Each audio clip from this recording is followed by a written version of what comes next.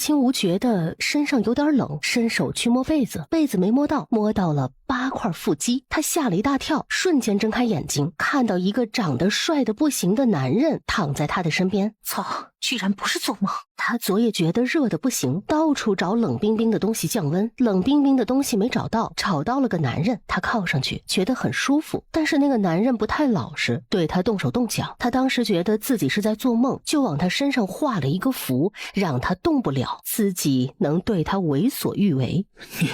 你好大的胆子，敢这样对本王，本王也杀了你！在我的梦里，你居然还敢嚣张，反了天了你！给姑奶奶躺好！后面的事情，叶青梧不是那么想回忆，他以为的春梦了无痕，如今却成了真，这可怎么办？正在此时，门外传来一阵脚步声。二小姐，老奴昨夜亲眼看见一个男人进了大小姐的房间，把门给本小姐撞开。瞬间，门被撞得摇摇欲坠。叶青梧看着快要倒下来的门，再看看躺在身边的男子，终于觉得事情不对。他是21世纪千年难得一遇的道门奇才，五弊三缺里占了早夭和孤寡。师傅让他积攒功德，破除早夭命格。他做了无数的好事儿，在把功德积攒够的那一刻，却地震了。他被活埋了。叶青梧看着简陋但古香古色的房间，他觉得他8成是穿越了。再看着被撞得啪啪作响的门，他便知道有人要害他。这局要怎么破？站在门外的叶春莹看了一眼身边的许嬷嬷，许嬷嬷会意让护院使劲撞门，下一刻门被撞开。叶春莹以为会看到衣衫不整的叶青梧，没想到看到的却是穿戴整齐的叶青梧。他下意识往床上一看，床上只有摊着的一床薄被，没有来之前许嬷嬷跟他说的二赖子。他心里一沉，二妹这是要做什么？哼，当然是来看看姐姐做的丑事。有人看见有男人进了姐姐房间，来人给我搜！许嬷嬷应了一声，带着护院把叶青梧的房间翻了个底儿朝天。众人搜了一圈之后一无所获。许嬷嬷对叶春莹摇了摇头，叶春莹瞪了许嬷嬷一眼。许嬷嬷也很奇怪，昨夜她把人送过来之后，让人在外头盯着，并没有看见有人出来啊。叶青梧走到叶春莹的面前，就是一记耳光。有男人进了我的房间，分明是你带着一群护院进了我的房间。怎么，你想毁我名声？叶春莹，平日我已对你百般忍让，你却还这样欺辱我。既然如此，往后我便不会再让着你。叶春莹还想要还手，叶青梧一把抓住她的手。你敢动我，我就去请父亲为我做主。你再得宠，在我没把白玉观音啄好献给秦王之前，父亲都会站在我这边。他方才脑子里冒出了原主的记忆。原主叶青梧，京城卓玉世家叶氏的嫡长女，她自小有着极高的卓玉天赋，性情温婉，常被叶春莹欺辱。她在生母去世之后，日子过得十分艰难，但是因为她精于卓玉，还有价值，所以叶父偶尔还会护着她。前段时间，叶父听闻秦王欲寻一尊观音为太后贺寿，便设法与秦王府的长史搭上线，让叶青梧啄一尊观音。这段时间，为了让叶青梧啄出上佳的观音来，叶父便让他在别院里安心啄玉。昨日原主刚把观音的眼睛啄好，叶春莹今日就设计害他。哼，真恶心！这一巴掌我迟早会讨回来，你给我等着！你有本事现在就动手啊！不敢动手的是猪！叶春莹刚想让护院动手，叶青梧就看着自己的手说道：哎呀，我这手刚才打你的时候用力过猛，好疼啊！我的手若是因为二妹不能再啄玉，二妹觉得父亲会怎样？叶春莹气得直跳脚，想要撕了叶青梧，被许嬷嬷拽住道：二小姐别冲动啊！你会啄玉又怎么样？你今年已经18岁了，父亲却一直没有为你说亲。父亲是要把你留在叶府啄一辈子玉，你啄玉赚来的银子全是我的嫁妆。这样啊，我帮你赚嫁妆，见你一次打你一次，不过分吧？大小姐，你不要太过分了。叶青梧从他头上拔下一只簪子，对准自己的手腕。许嬷嬷拿簪子刺我的手了。叶青梧用他的簪子刺自己的手，这事儿若是告到叶父那儿，许嬷嬷是跳到黄河都洗不清。他当即叫来婢女，把叶春莹半拖半拉的拽出房间，把门关上，谢谢。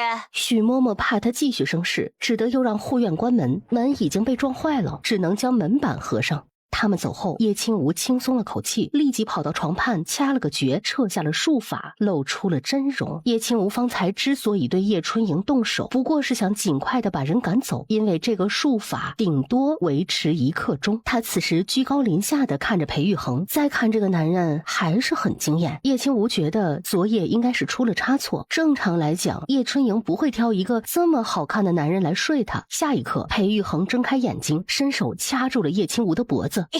放手！你有好大的胆子，竟连本王都敢睡！睡你又怎么了？昨夜你可是很享受，今日这是提起裤子就不认账吗？裴玉衡的手加大了力道，不知羞耻！叶青梧的呼吸更加艰难，他艰难的在空中画符。难道我说的不是事实吗？别人是一夜夫妻百日恩，你是睡完就要杀人，渣男！你找死！他说完便准备拧断他的脖子，却突然感觉到天旋地转，全身乏力。找死的是你！裴玉衡这辈子都没被女人打过，他后悔了，后悔方才没有一开始就掐死他。这种眩晕的感觉他十分的熟悉，昨夜似乎也有过。他似乎会一些十分奇怪的术法。你对本王做了什么？开口本王，闭口本王，你姓王了不起啊！他此时睁开了眼，整个人凌厉邪魅，却又透着极致的冷意。叶青梧没忍住打了个寒战，下意识的就为他相了个面。这男人鼻子挺直，凤眼有神，天苍开阔，这是典型的权贵之相，而且还不是一般的权贵。不是吧？刚穿越就睡了这么一个了不得的人？哎，等等。他的天庭处有黑气缭绕，这代表有人在窃取他的气运。还有，我昨夜给他的符能让人昏睡1天1夜，他才不到4个时辰就醒了。我方才又对他用了符，他到现在都没有昏睡过去，这代表他的意志极强。综上所说，这是一个有权有势、性子孤冷、极其难搞的男人，而我似乎已经把他给得罪死了。我现在补救还来得及吗？他轻咳一声，满脸堆笑道：昨夜的事情是个意外，我也是个受害者，咱俩能不能当做什么事情都没发生过啊？裴玉衡冷笑一声，没有接话。叶青梧一看他这副样子，就知道没得谈了。既然没得谈，那就用他的方式来解决。小哥哥长得真好看，身材也很好。他的指尖所到处，裴玉衡的肌肉不受控制的站立。在他的手摸向他的小腹的时候，他怒道：你住手！这女人是他这一生第一个女人，昨夜虽然混乱，却也让初尝情事的他尝到了甜头。他的身体远比他的脑子诚实。臭男人，想什么呢？把你的脏手拿开！叶青梧的师傅曾说过，他100斤的体重有110斤是反骨，他会听他的才有鬼。他不但没有拿开，还取来火折子。你要做什么？你方才要杀我，我烧你几根毛不过分吧？住手，否则本王必杀了你！我昨夜睡了你，不管我今日如何对你，你都会杀了我。我觉得我应该先下手为强。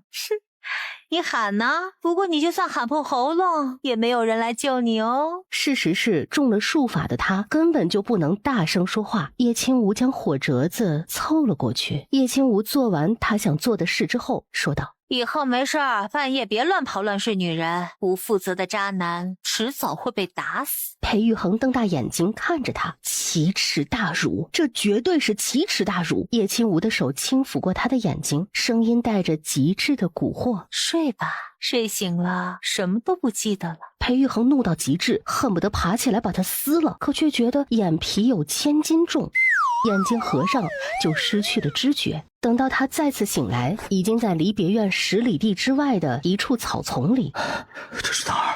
我为什么会在这儿？昨夜他参加太子设在京郊别院的宴席，被设计中了魅毒，有人将他引向太子妃的房间。他当时发觉不对，打晕了引路的宫女和侍卫，逃出了别院。后面发生了什么，他什么都记不起来了。他感觉到小腹处有些不适，犹豫了一下，撩开衣袍看了一眼。这谁敢这么对我？好大的胆子！可恶！别让本王找到你，否则本王必将你碎尸万段！他系好衣袍后走上官道，吹了一声哨子，很快他的侍卫执剑便策马奔过来，执剑下马行礼。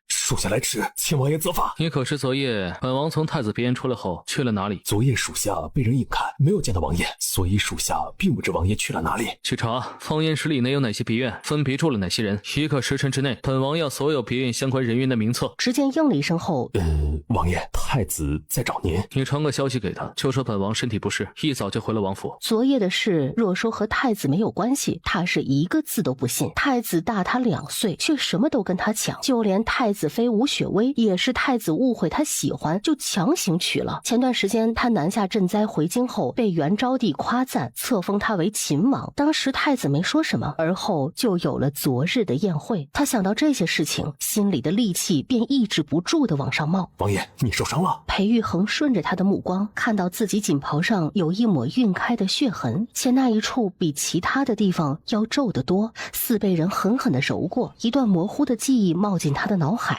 那女子将他狠狠地压在身下，对他做着不可言说的事情。他想要将那女子推开，却发现全身上下一点力气都没有。他想要骂那女子，却一句话也说不出来，他只能任那女子施为。他隐约听见女子在骂：哎呀，痛死了！姑奶奶该不会要死了吧？哎呦！那一声虽是骂，却又是婉转娇媚。裴玉衡到此时更加确定，他昨夜真的被一个陌生女子给……他眼里的戾气就更重了。这血不是本王的，还不快去做事！王爷的衣衫皱了，需要属下先去给王爷准备一套衣衫吗？滚！石剑觉得今日的裴玉衡脾气格外的大，他只是关心一下他家王爷，他家王爷竟然让他滚。属下这就滚。他走后，裴玉衡静下来，又捋了一遍昨夜的事情，他就更生气了。他昨夜不但被女子强了，那女子强完他之后，还把他给……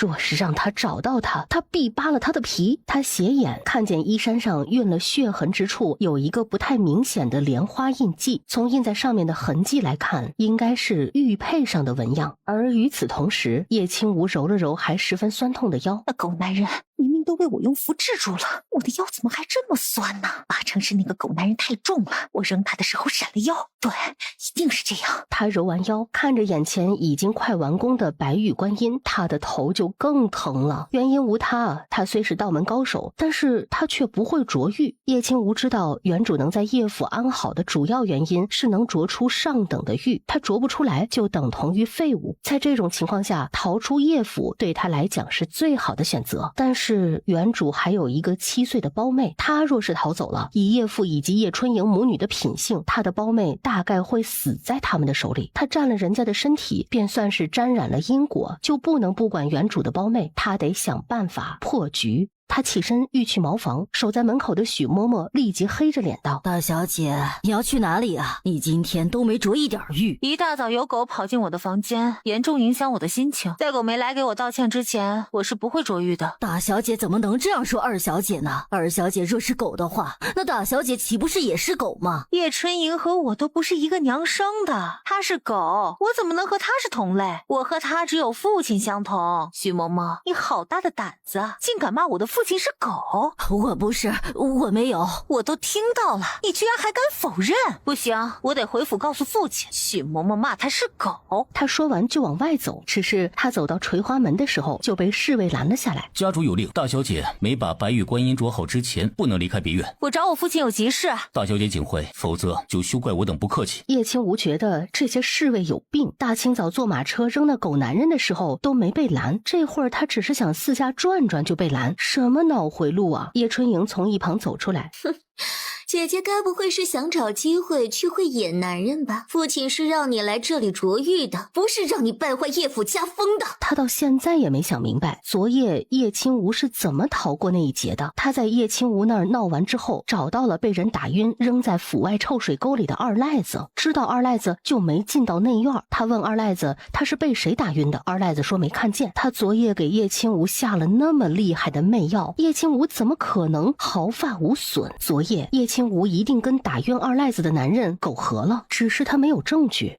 叶清无抬脚就把叶春莹踹倒在地。开口也男人，闭口也男人，就你这样的，难不成还能代表叶府的家风？叶春莹气得不行，刚想让侍卫帮她揍叶清无，门房匆匆跑过来，激动的声音发抖：二小姐，秦王来了，他说他将从叶府的小姐里选一个做他的王妃。你说什么？秦王要娶叶府的小姐做他的王妃？是的，二小姐，快回去梳妆吧。叶春莹扭头就欲回房，只是她走了几步之后，又想起一件事儿：送大小姐回浴房好好着浴，没有我的允许，不许她出来。侍卫应了一声，凶巴巴地对叶清无道：大小姐，回去着浴吧，否则休怪我等不客气。叶清无看到这情景，便知道侍卫不让他出门是叶春莹的吩咐。他此时和这些侍卫明着打，绝对不是明智之举。他看了叶春莹一眼，便回了着浴的房间。叶春莹见他听话，扭头便飞快地回房梳妆。他一边让婢女为他梳妆，一边对许嬷嬷道：嬷嬷，你立即遣人回府通知父亲来别院，就说秦王要娶我。二小姐放心，老奴已经派人去请老爷了。二小姐呀，一定要打扮得漂漂亮亮的，让秦王为二小姐倾倒。叶春莹对着铜镜扶了扶簪子：我美吗？二小姐国色天香，比起宫里的娘娘，那都是半点都不逊色。若我这一次入了秦王的眼，成了秦王妃，我一定把嬷嬷带去王府做我的管事嬷嬷。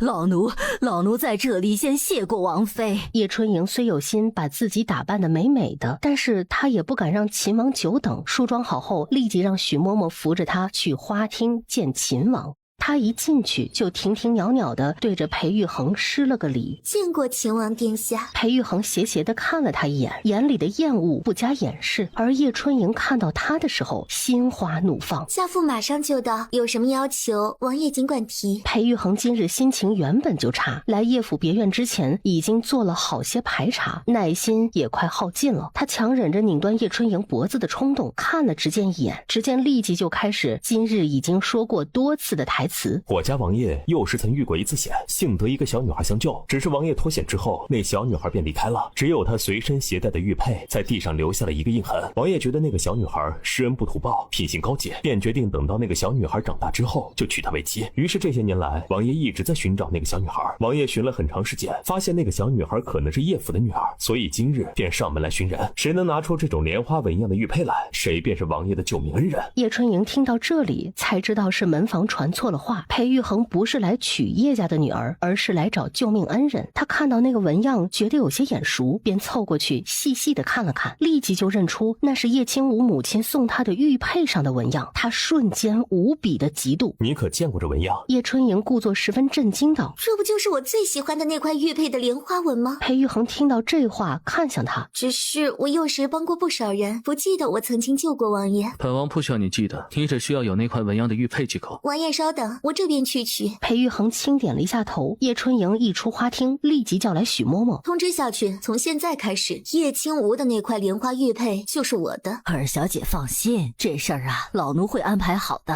二小姐是秦王的救命恩人，是高贵的秦王妃。叶春莹对许嬷嬷这话十分满意。走吧，我们去把原本就该属于我的玉佩取回来。是。主仆二人很快就到了浴室，却没在叶清无的身上看到莲花玉佩。两人交换了一记眼神，便去了叶清无的房间，在他的床头柜上看见了那枚玉佩。叶春莹一把将那枚玉佩握在手里：这块玉佩是我的了。恭喜二小姐！主仆二人一得手，拿着玉佩就准备去见裴玉衡，只是两人才一转身，就看见叶清无半倚在门口。哟，污蔑我不成，换成偷东西了。叶春莹带着许嬷嬷进浴室的时候，叶清无就觉得不对，他当时没多问，是想知道这两人想做什么。你这块玉佩我要了，你以后不管遇到什么人，都要说这块玉佩是我的。凭什么？就凭叶圆圆现在养在我娘的房里，你若不配合，我娘有的是法子折磨叶圆圆。叶圆圆是叶清无胞妹的名字，她在家中排行第5。叶清无微微的眯起了眼睛：大小姐，你与二小姐同气连枝，让出一块玉佩就能和姐妹和睦，这多好的事儿啊！往后有二小姐照拂，你的人生啊必定是更加顺遂，五小姐也能跟着享福啊。我觉得许嬷嬷的话很有道理。这块玉佩我就让给二妹了，只希望二妹的命够硬，能够承受玉佩带给你的一切。你今日如此配合，以后必少不了你的好处。他说完，趾高气昂地带着许嬷嬷走了。叶清无轻挑了一下眉，叶春莹莫名其妙拿走她的玉佩，绝没有那么简单。他决定跟过去看看到底发生了什么。只是他没走多远，就有家丁过来拦着不让他过去。他这一次有了准备，直接用定身符把他们定住。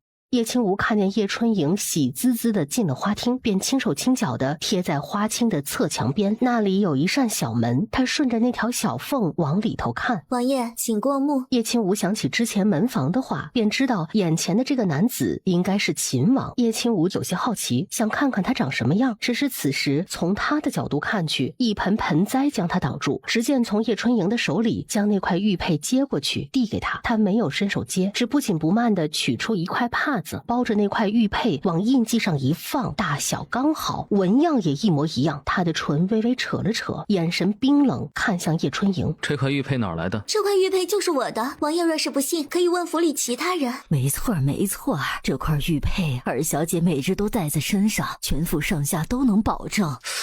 你说一句痛死了，姑奶奶该不会要死了吧？叶春莹愣了一下，不明白裴玉衡为什么会突然让他说这句话。叶清无也愣了一下，秦王的声音听着耳熟，这句话他也听着耳熟。说，王爷，你之前说玉佩的主人是你幼时的救命恩人，谁有这块玉佩，谁便能做你的王妃。按王爷说的做，王爷要娶谁为王妃，不是你能过问的。痛死了，姑奶奶该不会要死了吧？他的声音又娇又媚，似能掐得出水来。他觉得裴玉衡听到他的这记声音一定会喜欢他，他马上就要成为秦王妃了。他正在做美梦的时候，听到了许嬷嬷的惊呼声，看到许嬷嬷一屁股坐在地上，他想呵斥许嬷嬷大惊小怪，却发现自己说不出话来。他最后的意识是他的脑袋被人砍了，他不是要死了，而是真死了。裴玉衡拎着滴血的剑，一剑斩下旁边的小门。还没有从变故中回过神来的叶清无，便如西瓜一样滚进了花厅。他抬头一看，便看见了裴玉衡那张又帅又熟悉的脸。不是吧，不是吧，不是吧！姑奶奶牛大发了，传来的第一天就睡了秦王。裴玉衡看着眼前脸上沾灰、表情痴傻、就一双眼睛勉强能看的女子，一脸嫌弃的道：哼，你是何人？叶府大小姐叶清无，见过秦王殿下。哎呀妈呀，他怎么来得这么快？他要捂死昨夜发生的事儿。叶春莹偷走了他的玉佩，所以昨夜睡了裴玉衡的人就是叶春莹，和他一点关系都没有。裴玉衡用剑挑起他的下巴。你也想做本王的王妃？方才叶春莹靠近他时，他闻到了他身上的气息，和昨夜那女子身上的完全不同，而叶春莹手上的玉佩的纹路却又几乎一模一样。要么玉佩的纹路是巧合，要么昨夜那女子就是叶府的人。不假。裴玉衡的剑在他脖颈上划了一道血痕。不想，那你躲在门后做什么？叶清无感觉他周身凛冽的杀气，他知道只要他一个回答不好，他就会让他的脑袋和身体分家。我躲在门后是因为二妹说她想嫁给秦王殿下，让我来帮她参谋。哼，撒谎！你是叶府大小姐，你帮她参谋，大可以从正门进来，哪需要躲在角门？那是因为她觉得我比她美，我若和她一起进来，王爷会看上我，不会看上她。裴玉衡的眼睛微微一眯，就他这副丑样子，他看一眼之后就不想看第二眼，他竟然好意思夸自己好看。他准备一剑砍下他的脑袋的时候，却又听得他说道：可是我在见到王爷之后，便觉得我和他都是个笑话。王爷身份何等高贵，姿容何等不凡，岂是我和他这种庸脂俗粉能肖想的？不要说我和他配不上王爷，放眼全京城，也没有哪位小姐能配得上王爷的。裴玉衡冷哼一声，收了剑。这种溜须拍马之辈虽然惹人厌，却胜在有自知之明。叶清无暗暗松了口气，他忙躬身道：民女恭送王爷。裴玉衡抬脚往外走，叶清无当送煞神，他身份太高，不送他是失礼。他们走到大门口的时候，王爷慢走。裴玉衡眼角的余光都懒得给他一记，正准备上马车时，另一个侍卫执刀匆匆过来。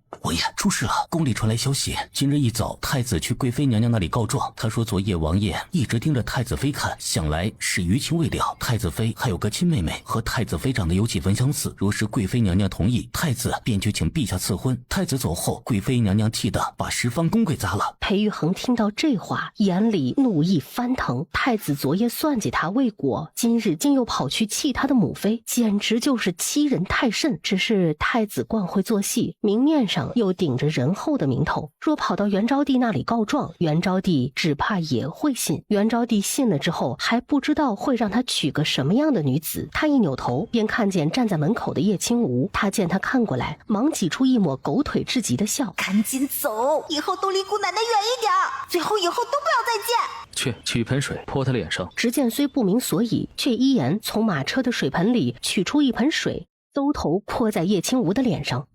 他觉得裴玉衡有病，都要走了，居然还这样羞辱他，活该他被人下咒夺气运。裴玉衡不紧不慢地取出一块帕子，极不温柔地往他脸上擦。叶清无想要骂娘，想想被他一剑砍断脖子的叶春莹，就强行压下了脾气。王爷还有何指教啊？他原本脸上就只是沾了点灰，被这么一泼一擦，早就掉了个干净。他的皮肤白净如瓷，五官精致，眼若秋水，唇红齿白，竟长得颇为美貌。想做本王的王妃吗？王爷身份高贵，玉树临风，我出身卑贱，死走平平，就算给我10个胆子，我也不敢敲响王妃之位。本王最喜欢有自知之明的女子，从今日起，你便是本王的王妃了。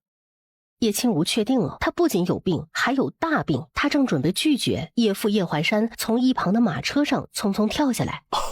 王爷能看上清无，是他上辈子修来的福气。清无还傻着在那里做什么？还不快谢恩！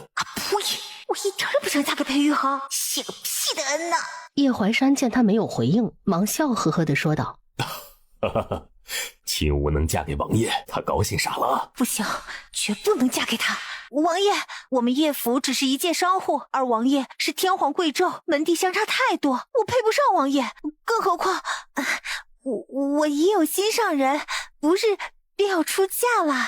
你和林三公子的事儿，八字都没有一撇，你们的庚帖都没还，算哪门子的婚事？他没想到，居然还真有门婚事等着他。林府来叶府提亲之事，叶春莹母女故意瞒着原主，所以他并不知道林三公子来叶府求娶他。婚姻大事自古以来便是父母之命，媒妁之言。清无的婚事，草民能做主。若王爷看得上她，不要说做王妃了，哪怕是做妾，都是叶府的荣幸啊！好想打烂叶怀山的狗头啊！裴玉衡看着一脸不情愿的叶清无，确信她是真的不愿意嫁给他。她一介商户之女，竟不愿意嫁给他，她哪来的底气？不过这种情况就意味着两人成亲之后会少很多麻烦，至少不用担心他爬自己的床。他摘下腰间的一块玉佩扔给叶怀山：这是本王的订婚信物，待本王回宫禀明父皇之后，便会让人来叶府下聘。是，草民在家，今后王爷的佳音。裴玉衡懒得看他，扭头对叶清无道：本王给你1盏茶的时间，去换到衣衫，然后随本王进宫接父皇母妃。草民现在就带着清无去换衣衫，老王爷稍等。叶清无还想说什么，叶怀山拽着他便往里走。妃父花了那么多的心思攀附秦王，却一直收效甚微。你若成了秦王妃，往后的京城就再也没人能欺负我们叶府了。妃父知道你和林三两情相悦，但是感情在权势面前一文不值，更不要说秦王龙章凤姿，不知比林三强多少。秦王能看上你，是我们家的祖坟冒金烟了，你可别为了林三犯傻。二妹方才说要嫁给秦王，被秦王一剑砍了脑袋，她的尸体还在花厅摆着呢。叶怀山只是愣了一瞬，便无所谓的道：那又如何？现在是秦王主动说要娶你做秦王妃，他愿意娶你，你嫁便是，不用管你二妹的死。叶清无无比清晰地感受到了叶怀山的凉薄。他之前极宠叶春莹，如今叶春莹死了，他竟一点儿也不伤心。爹就不想想，他方才砍了二妹的脑袋，现在又说要娶我，这中间肯定有阴谋。卷入皇族的阴谋之中，只怕有10个叶府都不够死的。叶怀山脸上的表情变了几遍之后说道：但是如果把握住这个机会，叶府就能一飞冲天。清无，富贵险中求，叶府这一次能不能翻身，全靠你了。你就算不为自己着想，也得为圆圆着想。你嫁给秦王后，一定要想办法笼络他的心，为叶府争取利益。只有叶府好好的，圆圆才能好好的。行了，不说了，赶紧去换衣服。打扮得漂漂亮亮的，跟秦王进宫。可恶！叶怀山是个为了利益能牺牲一切的人，只要裴玉衡说要娶她，她是嫁也得嫁，不嫁也得嫁。若是没有昨夜的事儿，她嫁给裴玉衡是脱离叶府的最佳方式。但是有了昨夜的事情之后，她就是在悬崖边走钢丝。那裴玉衡一旦知道她就是昨夜睡了他的人，那就是他的死期。叶清无梳洗打扮的时间很快，但是他走到别院门口时，裴玉衡已经等得有些不耐烦了。他听到动静后扭头看了一眼，略有些意外。少女一改方才灰扑扑的模样，整个人看起来高雅秀美。论姿容，她只怕比名动京城的第一美女还要美上几分。只是她美不过一夕，很快就踩到裙摆，被绊得摔飞出去。若是摔破了额头，弄脏了衣裙，他一定会嫌弃，不会带我进宫。这桩婚事云微也就黄了。他想得正美，一只强有力的手一把拽住他的手，将他一甩，重重的落地，就是脚被震得发麻，腰椎差点没扭断。本王最讨厌自作聪明的人，这一次只是略有小丑，再有下一次便扭断你的脖子。他说完便上了马车。等了一会儿，见叶清无还没上来。还不上来？难不成需要本王扶你不成？哎呀，脚麻了，腰闪了。叶清无对执剑道：这位小哥哥，能扶我一下吗？执剑不但没扶他，还往旁边走了至少10步，一脸戒备地看着他。他又不是洪水猛兽，至于反应那么大吗？本王数3声，要么自己爬上马车，要么就永远留在那儿。他在心里问候裴玉衡祖宗18代，扶着腰拖着脚，一步一挨地走向他的马车，再连滚带爬地上了他的马车。在他上到马车的那一刻，裴玉衡敲了一下车壁，马车突然朝前奔驰，叶清无一个没站稳，就朝着裴玉衡摔了过去。他下意识的就想把他推开，却一把按住了他的胸口，入手是他从未感觉过的温软。山崩于眼前都不会变了脸色的裴玉衡脸红到了耳朵根。放肆！王爷，是您在摸我，放肆的那个人应该是您吧？还有，您现在能不能松开您尊贵的手啊？裴玉衡手忙脚乱地收回自己的手，莫名的又想起了昨夜的片段，既觉得耻辱，又觉得口干舌燥。叶清无在他身边坐下，他闻到了一股女儿香，那香气清雅好闻，却又莫名的有些熟悉。你昨夜在哪儿？叶清无心里一沉，却露出不解的表情。王爷问这个做什么？昨夜我当然在房间里睡觉了。王爷，你是在怀疑我不真吗？若如此，我们的婚事还是算了吧。停车，我要下车。没有人听他的。知道。直到进来以后行了个礼。叶府大小姐叶清无乃叶府家主叶怀山与原配陆氏所生，她自小在琢玉上展现不错的天分，自10岁起就进叶氏玉坊，跟老师傅一起琢玉。她13岁时便能独当一面，所琢之玉十分精美，在琢玉界里得了一个玉娘子的美称。陆氏与林夫人是手帕交，幼时2位夫人为叶清无和林三公子林恒远定下了娃娃亲。上个月26，林夫人差媒婆过府为林恒远提亲，叶怀山以玉观音尚未着成婉拒。他与林恒远虽有口头婚约，林府却并未正式下聘，两人平时见的次数并不算多，因无私相授受之举。叶清无虽是叶怀山嫡出，但是叶怀山原配再生嫡次女叶圆圆是难产儿子。叶怀山本就宠妾室胡已久，在原配死后更是无视嫡女的处境。叶清无和叶圆圆在叶府处境十分艰难，叶清无在别院是叶怀山交代，让他安心琢玉，他出现在这里并无异常。这么短的时间，裴玉衡就让人把原主的过往全给扒了一遍。死变态！裴玉衡轻摆了一下手，执刀便退了出去。既然你在叶府过得并不好，本王带你离开叶府，那就是最好的选择。本王承诺你，带你加入王府后，本王不会与你同房，每月给你100两月银，只要你做好分内的事儿，本王会在人前给你足够的尊重，也会成为你的靠山。这狗男人是把胡萝卜和棒子这一套玩得明明白白的呀！这会儿说的那么好听，其实根本就没给他任何选择的机会。王爷，强扭的瓜不甜，本王喜欢吃苦瓜。我能问一下，京城这么多想要嫁给王爷的女子，为什么独独选我这个不愿意嫁的吗？因为你不愿嫁。京中女子大都自以为是，却又蠢得不行。想嫁本王的女子，要么是别有所图，要么心怀不轨，麻烦。叶清无到此时终于弄明白了他的逻辑，他嫌女子太烦，他这个不愿意嫁的，他觉得省心，所以他今日若是一开始说要嫁他，他会一剑砍了他；他若说不嫁他，他就要娶她。很好，不管他怎么选，都是个死局。若我现在说我其实仰慕王爷已久，想要嫁给王爷为妻，还来得及吗？裴玉衡这次没说话，直接拔剑。哎，王爷，有话好好说嘛，动手动脚多不好啊！裴玉衡的眉头皱了起来，看向他握住自己的手。叶清无连忙收回手，再加一条，往后不许碰本王，否则本王先剁你手，后杀人。他说完，取出帕子擦手，直到将手擦得通红，几乎掉一层皮才罢休。他确定了，裴玉衡不仅有病，还有大病。既然没得选，那他就得为自己争取最大的利益。王爷今日进别院时，并没有娶妻的念头。你离开别院时，你的侍卫对你说了什么，你才有了这个心思？那么，必定是发生了什么事情，让王爷不得不娶妻。今日进宫，必定也需要我做一些特殊却对王爷有利的事情。所以细算起来，其实是王爷有求于我。既是有求于我，那就请王爷对我尊重一点，劳王爷先拿点诚意出来吧。裴玉衡的眼睛微眯了起来，他似乎比他预期的要聪明一点。停车！马车停下，下去。下去做什么？你不是不想嫁给本王吗？本王给你一个不嫁的机会，只要你此时走下这辆马车，本王便不会娶你，你也就可以去死了。我不。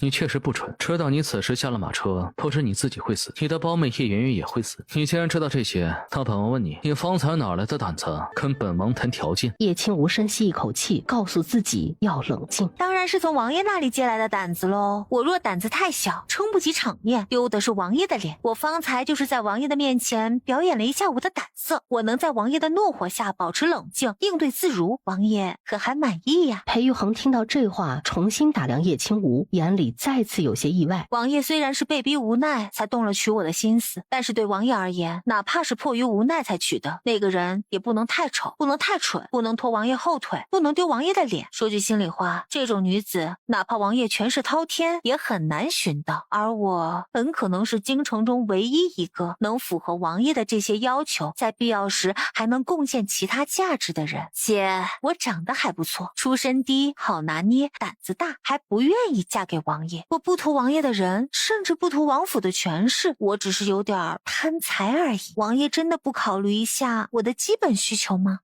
所以你方才是想找本王要银子？叶清无点头。月银100两太少了，我要500两，在王爷得到天下之后，再给我1万两银子遣散费。若王爷能满足我这个小小的要求，往后王爷让我往东，我绝不敢往西。他想清楚了，嫁他整体是利大于弊，人无完人，他在他面前立下贪财的人设，也会让他更安心。今日进宫，你若是表现得令本王满意，本王可以答应你提的要求，但是你今日若是不能让本王满意，那出宫后你就可以去死了。王爷这话有些笼统，还请王爷示下，我要做到哪一步才能让王爷满意呢？要让母妃相信你深爱着本王，还聪明机敏，能成为本王的助力，却让皇后觉得本王和你在做戏，你身份卑贱，还妄想飞上枝头做凤凰，愚蠢不可救药。什么变态的要求？是分开演戏吗？本王一回宫见母妃，皇后得到消息一定会立即赶来，所以你需要当着他们的面给他们这样的感觉，并让皇后当场为你我赐婚。要不我还是先死一死吧。请便。死是不可能死的，哪怕这个任务再难，为了活命，他也得试一试。他决定进宫之后走一步看一步，见机行事便好。两人进宫之后，直接去了明贵妃的十方宫。本宫今日都快被人欺负死了，你居然现在才来，你眼瞎吗？晚京城的贵女，你哪个不去看？偏去看吴雪薇，还有什么好看的呀？你看她，还不如看本宫呢，本宫都比她长得美。是。母妃说的对，吴雪薇远不如母妃好看，所以儿子找了一个比吴雪薇好看，但是又不如母妃好看的女子，打算娶她为正妃。请我还不快来见过母妃？明贵妃听到这话十分意外，一扭头便觉得眼前一亮。清无见过明贵妃。明贵妃笑着把叶清无扶了起来。呀，这姑娘可真漂亮，本宫看第一眼就很喜欢。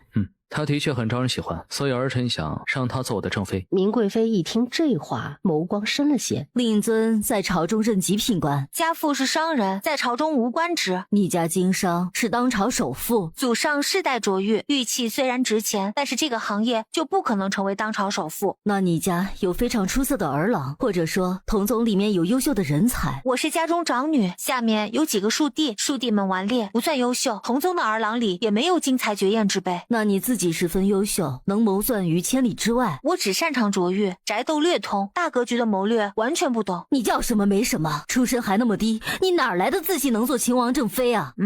应该是王爷说我很美给的自信吧。明贵妃被哽住了，捂着胸口看向裴玉衡。裴玉衡轻咳了一声，叶清无立即又道：我最大的优点，娘娘方才还没问呢。明贵妃深吸一口气，什么优点？叶清无含情脉脉地看着裴玉衡道：我爱王爷，爱他入骨，可以为他生，为他死，为他不顾一切。这事儿随便找个侍卫就能做，他是娶媳妇，不是娶侍卫。裴玉衡眉头微皱，看来叶清无连明贵妃这一关都过不了。叶清无看着明贵妃道：娘娘说的对，我是比不上侍卫，但是我有一样东西是全天下所有侍卫都比不过的。是什么？生孩子。他想说这事儿随便找个女子都能做时，就又听叶清无道：我幼时曾被一得道高僧批命，说我一家一室一生养，只要我与王爷成亲，便能一胎双宝，3年抱4，我能给王爷生一窝的孩子。反正裴玉衡说了不会碰他，到时候他要是生不出孩子来，就说裴玉衡不行。裴玉衡立刻就理清了叶清无的逻辑，他冷冷地看向他：哎呀，王爷，你别这样看我嘛，每次我们一见面，你就一直盯着我看，贵妃娘娘还在这里呢，多不好意思啊。他冷冷地看着他，他让他在明贵妃面前展现对他用情至深，他就用这样的方式展现。他的卷宗里写着乖巧温顺，结果一打照面，他和乖巧温顺这个词儿，不要说不沾边儿吧，那是一点关系都没有。明贵妃一扭头，果然看到裴玉衡在看叶清无，他心里一喜，这小子从小冷情冷性，长这么大，除了曾对吴雪薇动过心之外，再没对哪个女子有一分的亲近。吴雪薇如今已经是太子妃了，和他已经再无半点可能。叶清无虽然出身低微，但是若真的能让裴玉衡动心，放下吴雪薇，那就值得娶，只是给他正妃的位置却是不能的。裴玉衡的正妃之位，只有与他门第相当，能给他带来注意的女子才行。明贵妃正想说话，门外却传来太监奸细的声音：皇后娘娘驾到。叶清无轻掀了一下眉，还真被裴玉衡给说中了，真是哪哪都有这贱人。我去，明贵妃牛啊，竟敢骂皇后是贱人。明贵妃嘴里骂着皇后，在皇后进来的时候笑意盈盈地迎上去：皇后娘娘怎么来了？本宫听闻秦王带了一个女子进宫，心里着实有些好奇，便过来看看。他说完看向叶清无：你便是那女子吧？叶清无还没说话，皇后身边的宫女简溪便喝道：大胆，见到皇后娘娘还不赶紧行礼？明贵妃漂亮的眼睛一斜：长歌，掌嘴！她身后的一个宫女长歌应了一声，挽起袖子就扇了简溪一记耳光。皇后面色微变：臣妾与皇后娘娘说话，这宫女竟敢插话，那是没把臣妾与皇后娘娘放在眼里。简溪是皇后娘娘的人，臣妾代为管教，还请娘娘恕罪啊。皇后的面皮微抽了抽：无妨。明贵妃扭头对叶清无道：清无，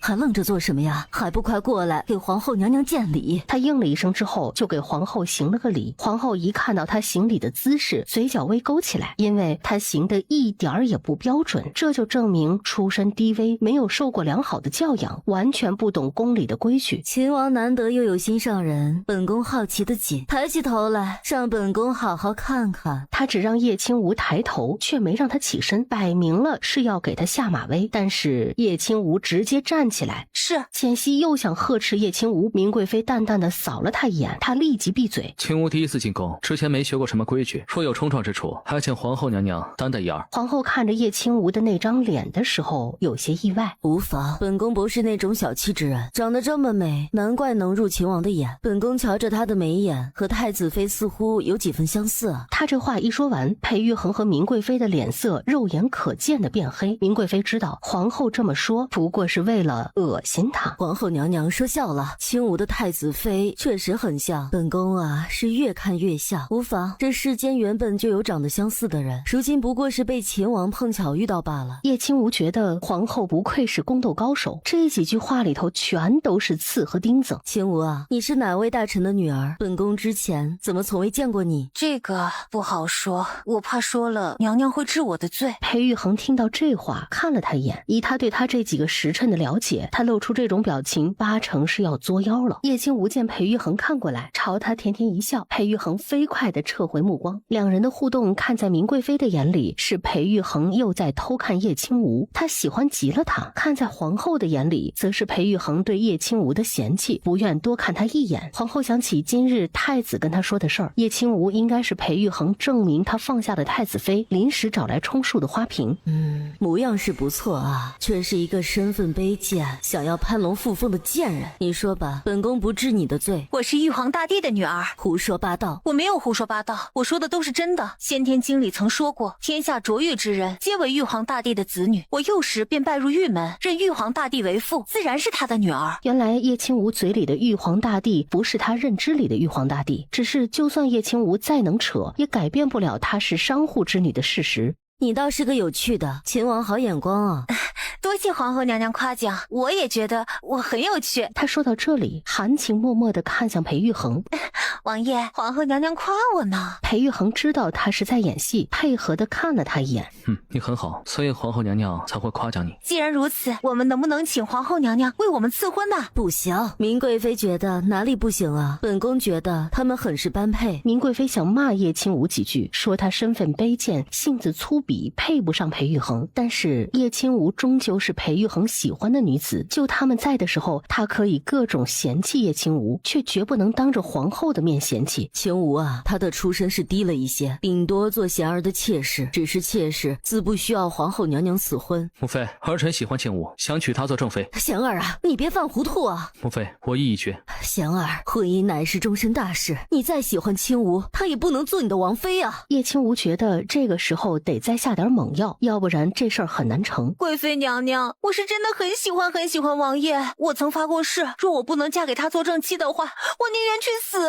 叶清无的话瞬间就把他的怒气勾了起来。是吗？那你去死啊！叶清无等的就是他这句话。王爷，我知道你是爱我的，但是贵妃娘娘不喜欢我，我不能让你背负不孝之名，我们来生再见吧。他在转身的一刹那对他眨了一下眼睛，他这个操作就算是裴玉衡也看得有点猛。皇后伸手假意去拦，你别想不开啊！可他心里却乐见其成，最好叶清无今日碰死在这里，让裴玉衡母子离心一回。只是他这个念头才刚在心里冒起，就感觉自己的身体不受控制的跟着叶清无往前跑。下一刻，皇后的身体就重重的撞在柱子上，他还没来得及痛呼出声，叶清无的脑袋已经撞在他的胸口上，剧痛朝他袭了过来，他都喊不出声了。都别拦我，让我去死！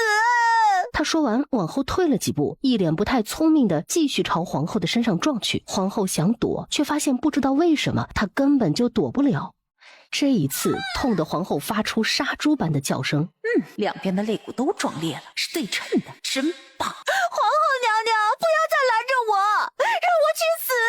他说完再次后退，做出还要再死一次的姿势。皇后带过来的宫女此时终于回过神来，七手八脚的过来护着皇后。你们都让开，让我去死！于是众宫女又慌里慌张的来拉他，一群人拉他一个，撞得七零八落，摔的摔，倒的倒，热闹的不行。明贵妃和裴玉衡两人都看得目瞪口呆。明贵妃就算见了再多宫斗的手段，也没见过这种手段。裴玉衡先反应过来，过去一把将叶清无抱住。你别犯傻！王爷，你放手，让我去死吧！这辈子若不能嫁给你，我宁愿去死！裴玉衡抱着他的手，先是一松，后又想将他扔出去。他第一次思考，拉住叶清无陪他演这出戏到底是对还是错。叶清无察觉到他扣着自己的手松了些，先将他的手按了回去，再一把抱住他，放声大哭。王爷，你松手，让我去死吧！就他这种还能叫温柔乖训？只见这是没有把信息核实就呈报给我了，回头重罚。叶清无又凑到他的耳畔，王爷，你露破绽了，赶紧入戏。然后把眼泪鼻涕往他身上一擦，开始嘤嘤假哭。裴玉衡强压着怒气，温柔的道：傻丫头，何至于此？在本王心里，你的命无比重要。他这个近乎咬牙切齿的动作，看在外人的眼里，那就是满满的怜惜和心疼。皇后娘娘，你怎么了？叶清无斜斜的瞟了一眼。皇后被我撞得吐血了，我真棒！明贵妃是真的没想到，叶清无一脸绿茶的样子，居然真的敢撞柱子，倒是让他高看了一分。重点是叶清无那一下还撞得极好，竟把皇后给撞吐血了。还愣着做什么呀？还不快去请太医呀！众人这才回过神来，请太医的请太医，扶皇后的扶皇后。叶清无抹着泪站在皇后的面前，皇后娘娘的身份何等尊贵，竟愿意舍身救我，我好感动。皇后有苦说不出，事到如今，她还得维持她身为皇后的慈祥的善良的形象。本宫无事，你无需自责。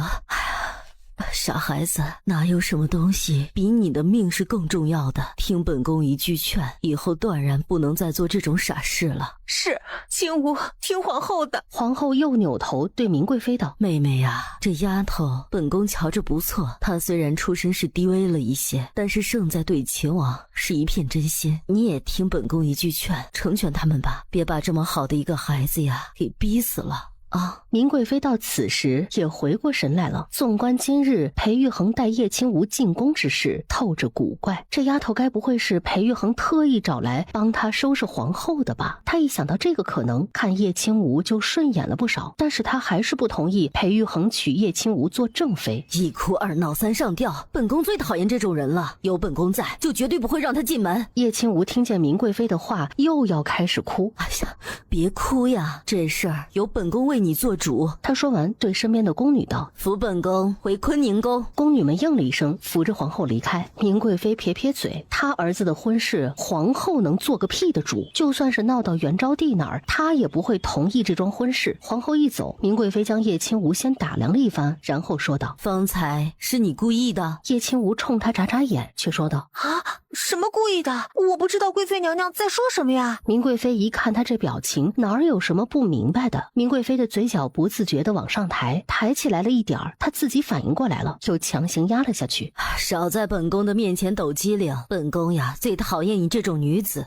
你看看你，脏死了。长哥，带她去偏殿梳洗。叶清无能感觉得到明贵妃对她并无恶意，便跟着长哥去偏殿梳洗。你和叶清无到底是怎么回事？裴玉衡了解明贵妃，他要说实话，估计他得跳脚。他便避重就轻地说道：母妃知道当初太子为何会娶吴雪薇，说到底不过是因为母妃觉得她是定国公府嫡女，想让我娶她。于是母妃让人假传我的意思，把她约出来，又用了些法子把我骗过去见她，却恰巧被太子撞见。太子便以为我喜欢吴雪薇，所以他便在母妃为我请旨赐婚前去求父皇赐婚，然后借此事处处重伤我。此事被太子百般造谣，如今我居京中，头快成了觊觎太子妃的淫贼了。都过去很久的事情了，也不用总是提。我也不想提这件事儿，但是太子总用这件事做文章，全京城的人都以为我对吴雪薇余情未了，所以他更是不惜用吴雪薇设计我，想要坐实这件事，让父皇厌弃我。我若是一直不娶，他更是将这件事坐实了。既然这样，我娶妻便是。可是就算是要娶妻，也该娶个家世好的呀。我顶多同意叶清无做你的侧妃，绝不能让他做你的正妃。母妃，这么多年了，您还不明白？父皇看似对我十分宠爱，实则极为防备，因为我的背后是镇国公府，我的外祖父是一呼百应的文坛领袖，我的舅舅是拥有调度兵马大权的兵部尚书。前段时间父皇封我为王，不过是要给外祖父和舅舅一个交代，不是真心的。我如今不说是烈火烹油，那也差不多了，稍不留神就会粉身碎骨。所以我的正妃不能是名门贵女，她的出身越卑贱越好。你在胡说什么呀？你父皇怎么可能会这么想？他那么疼你，怎么会让你娶一个那种身份的女子？裴玉衡一直都知道明贵妃做了多年的宠妃，对元昭帝感情很深。虽然近来两人闹了些别扭，但是明贵妃却依旧很相信元昭帝。既然这样，那母妃便等等看。如果我没有猜错的话，皇后今日必定会去找父皇。她知道这件事后，今夜便会宿在十方宫。父皇若问起我与叶清无的事，母妃便如实说出你心中所想，再听听父皇是怎么说的。明贵妃听到这话有些不开心，她是元昭帝在前底时就纳的侧妃，两人感情极好，她不信他会让他们的儿子娶叶清无这种身份低贱的女子为正妃。叶清无梳洗好之后，明贵妃便一脸厌烦的让他赶紧离开。出宫后，叶清无问：王爷，我今天表现怎么样啊？你别的本事本王没看见，但却发现你挺会找死啊。对多谢王爷夸奖，这不也是没办法的办法吗？我今日这么努力，都是为了完成王爷交代的任务呀。本王倒是觉得你在本色出演啊！哎呀，王爷误会了，人家真的是个温柔善良的人啊，是王爷给的任务太变态了，我若不豁出去，哪里能伤到皇后娘娘，让贵妃娘娘看到我的诚意和能力呢？若贵妃娘娘看不到我的诚意和能力，又岂会同意我和王爷的婚事呢？一胎两宝、3年4宝的诚意和能力。叶清无抬头望天，假装没听见。回去等消息，别给本王整出什么幺蛾子来。叶清无乖巧地应了一声。裴玉衡将他送到叶府的门口，他下马车后又问王爷，陛下真的会为我们赐婚吗？裴玉衡敲了一下车壁，马车便扬长而去，甩了叶清无一鼻子灰。狗男人，姑奶奶好歹是你以后长期合作的人，你就不能客气点吗？马车停下，原地掉了个头，又跑到他面前停下。狗男人啊！王爷听错了，我说的是尊贵的王爷。姑奶奶，王爷听错了，是小女子。本王的王妃身份何等尊贵，往后不要再让本王看到你做任何有失身份的事儿。好的，王爷，我都听你的。裴玉衡斜斜地看了他一眼，他立即堆满了一脸的假笑。他放下帘子，马车扬长而去。这一次，叶清无早早退到一边，面带微笑，目送裴玉衡的马车离开。死男人，臭男人，贱男人，我该被人偷走了气运。姑奶奶咒你孤独终老，这辈子都娶不到媳妇儿。去查昨夜叶府别院都有些什么人在，尤其是女子。直到应道是。别让本王找到你，若是找到你，必先扒了你的皮，抽了你的筋。